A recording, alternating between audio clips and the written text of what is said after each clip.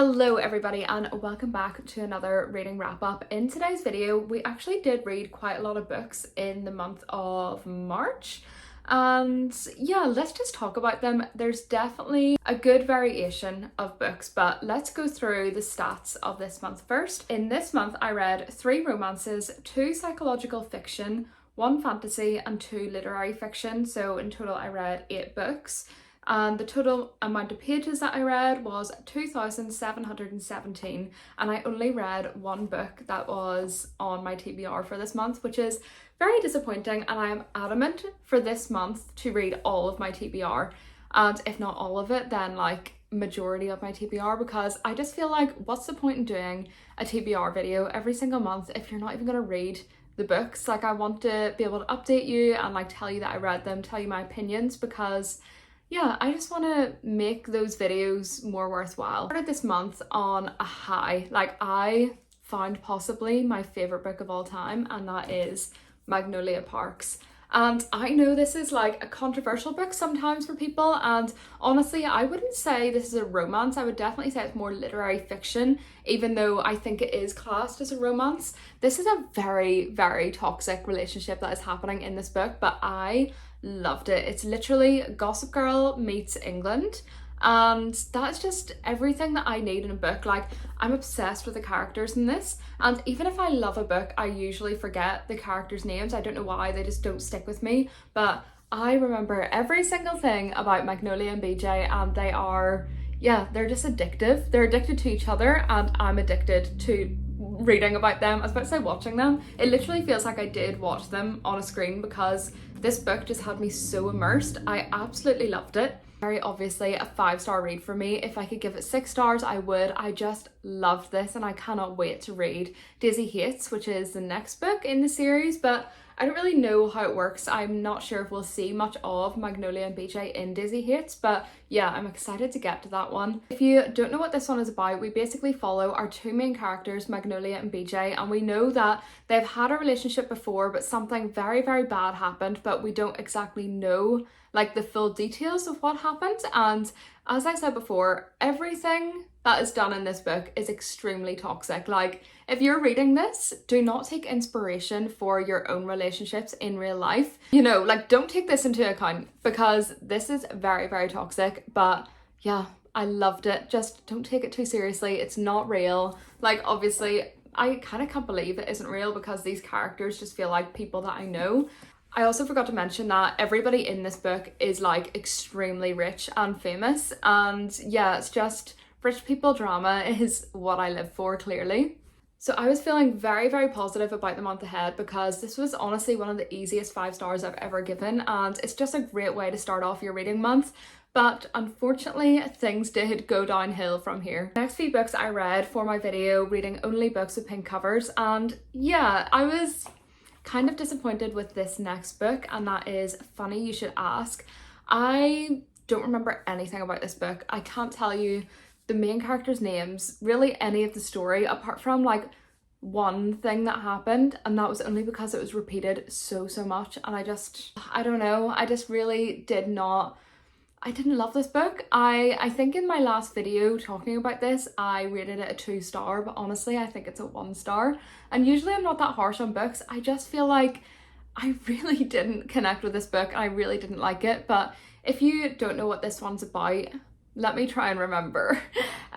So the guy in this is famous. He is about to be the next Bond in like the new movies, and our main girl is a journalist, and I think she just goes to speak with him to have like an interview, you know, because he's going to be the next big thing. And they basically just spend the day together, and for some reason this day has stuck with both of them, I think, for 10 years, and they just like can't stop thinking about it. And well, mostly her, I think.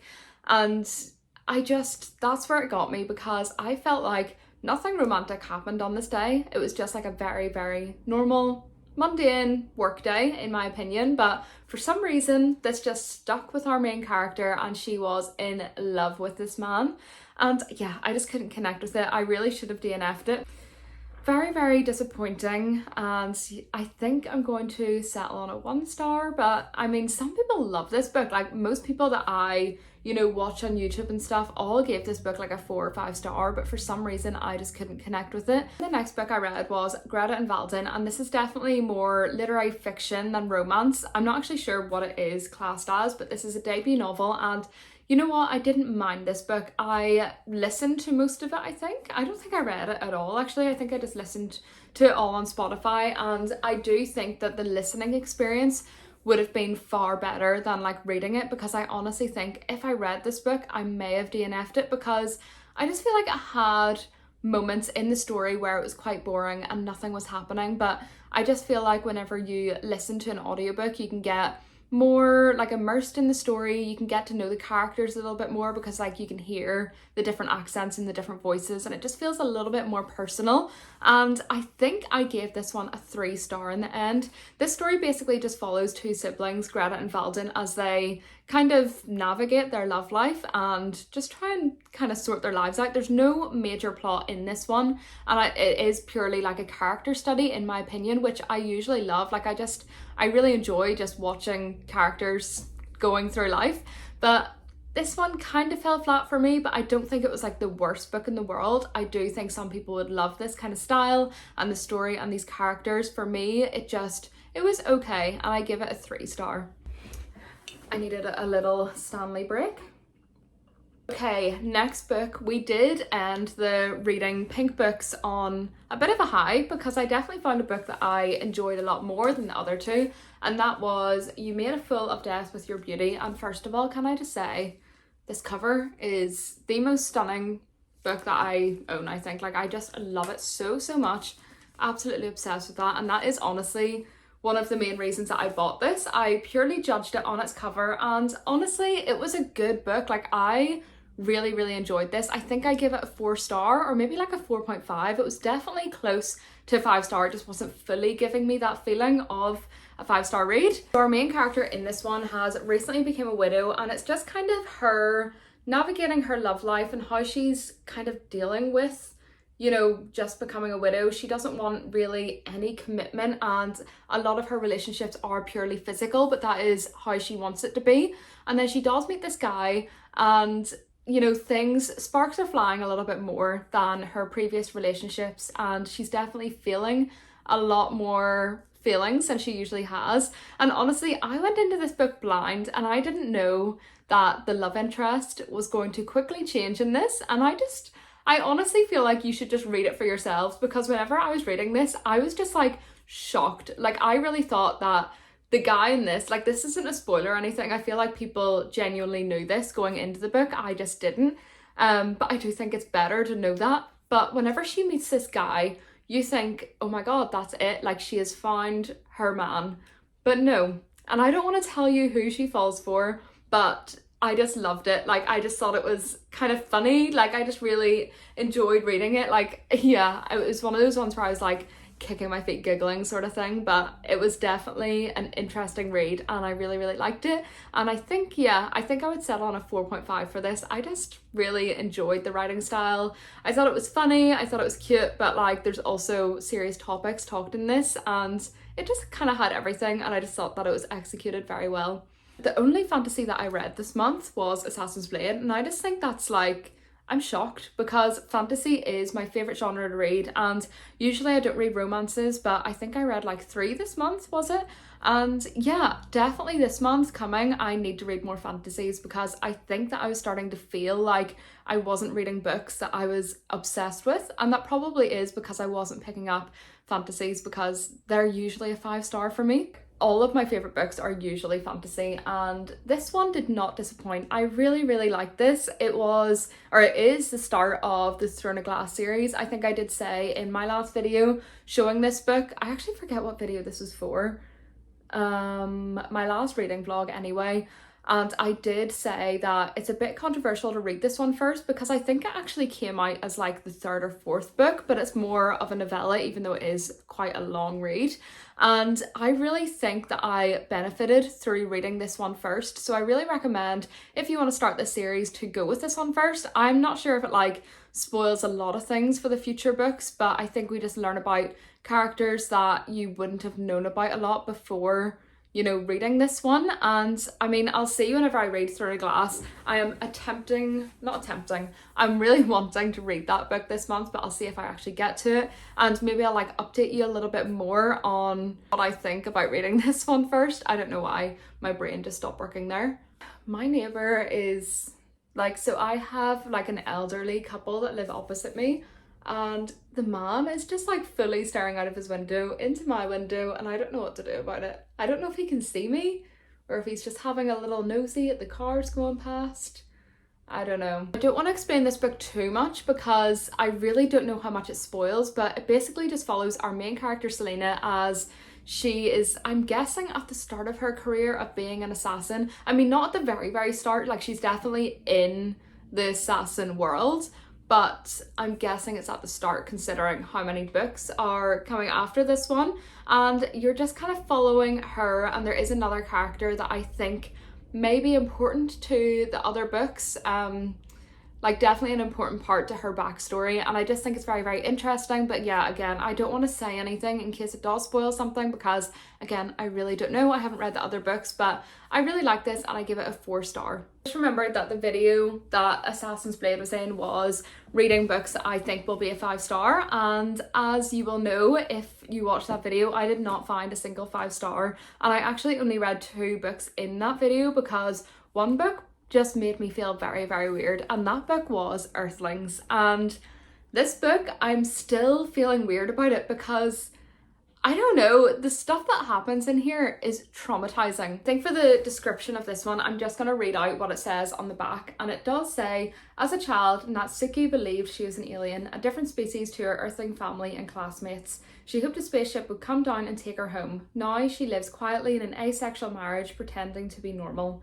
But the buried horrors of Natsuki's past are pursuing her. As she flees the suburbs to the Nagano Mountains and a reunion with her beloved cousin Yu, she wonders, what will it take to escape the Earthlings? And from that description, I was just like, this sounds so interesting, and it is an interesting book, but it does not tell me the amount of descriptive narrative of trauma that is like said in this book. Like it goes into detail, and I just feel like if you want to read this book, definitely check the trigger warnings because it gets weird, and it gets weird really quickly. And I mean, I do think it's going to be the weirdest book that I'll ever read in my life, but it's also so well done, and it talks about trauma in a way where it doesn't need to say like this is trauma, but it shows it. And I really like that in books. Like I like when we are shown things, not exactly told them. And this book just did that perfectly, but it just went, you know, it just went above and beyond in its way of talking about trauma. And yeah, it was definitely a weird one, and it's one that you need to be prepared for, I think, before reading it. And I do recommend it, but just be warned. I think I gave this one a 4-star in the end. And the only reason I didn't give it a 5-star was because it really made me feel a bit icky afterwards, and I don't love that in a book.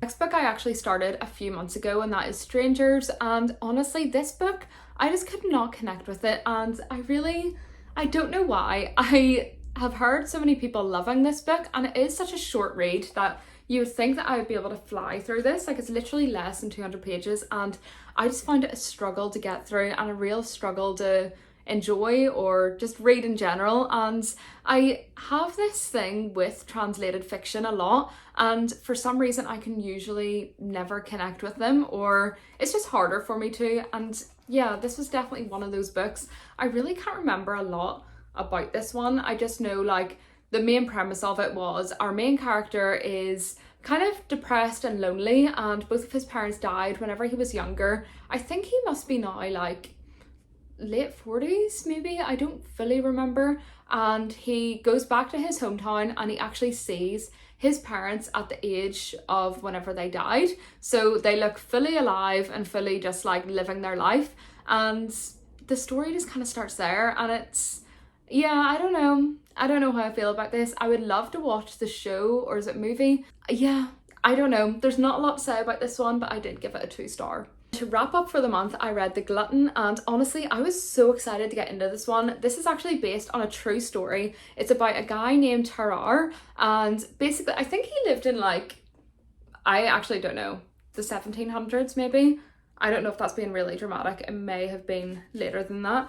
But he lived a long time ago, and he basically had this condition where he could just eat and eat and eat, and he would not gain any weight, and it got to the point where he was just so hungry all the time that he was eating cats alive, like live animals, everything that he could basically fit in his mouth, he was eating it. And I think he actually went on to be one of those like people in like a kind of circus, and people went to go see him doing all this stuff. And this man like literally did not gain weight either. He just obviously had something very wrong with him, but for the time people just thought that he was a freak, and he was just living his life obviously in a lot of pain, but he obviously had a very interesting story to tell. And the rumor was that he ate a baby, and this book is kind of surrounded by that at the start. And this is obviously a true story, but it's told in like a fictional way. It's told as, you know, like just a story almost. It's not trying to give you the facts about everything.